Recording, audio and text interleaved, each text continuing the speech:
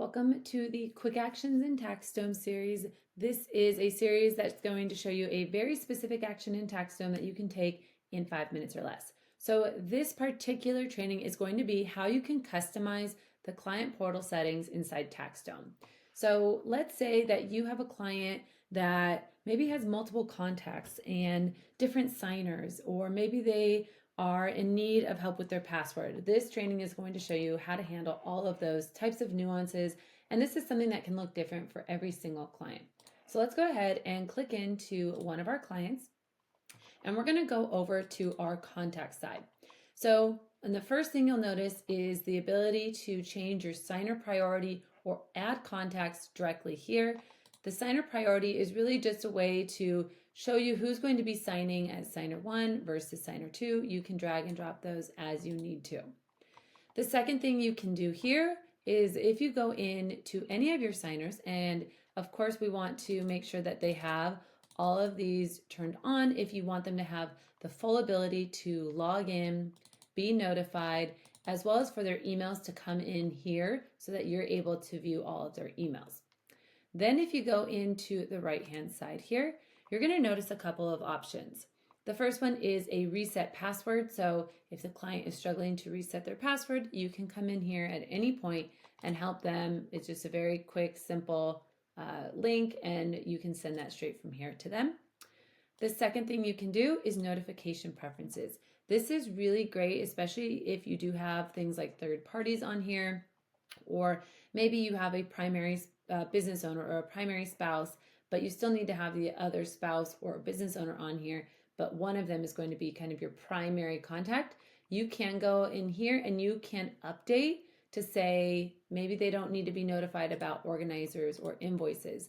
They'll still have access to these in the portal, but this just means they're not going to be getting those emails. And so you can edit that for any of the clients, especially if they come to you and maybe they don't want to be receiving as many communications as they are, etc. You can easily change that there. You also have the ability to disable two-factor authentication. So if that is turned on, you can disable this for that particular client right here as well.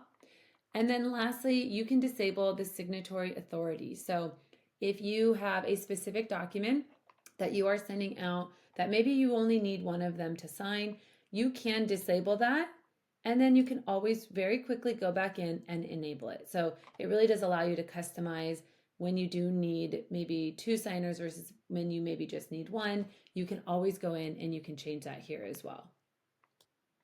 The other area that you can go in and really customize the client's individual portal and access is in the documents. So if you go into your particular client, into their document space here, and let's say that you want to restrict access on a very specific document, you can go in here, right click, and manage access.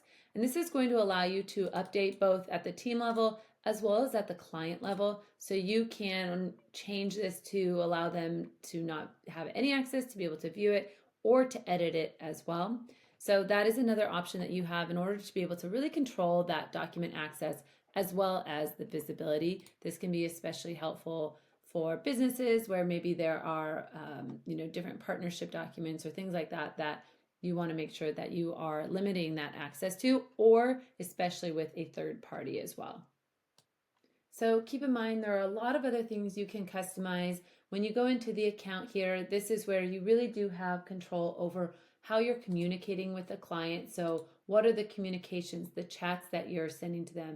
The organizers, you have that control over not only what you're sending to them, but really, some options around how you can change their answers for an organizer, how you can resend organizers or invoice, things like that, rename things. So this is where you really have a lot of that control to be able to make the appropriate edits and things like that within the different organizers, requests, invoices, etc. So go and take a look. There are some different things that you can do just by clicking into, a lot of the times, the 3 right-hand dots here, to really be able to control that data that's in the client's portal.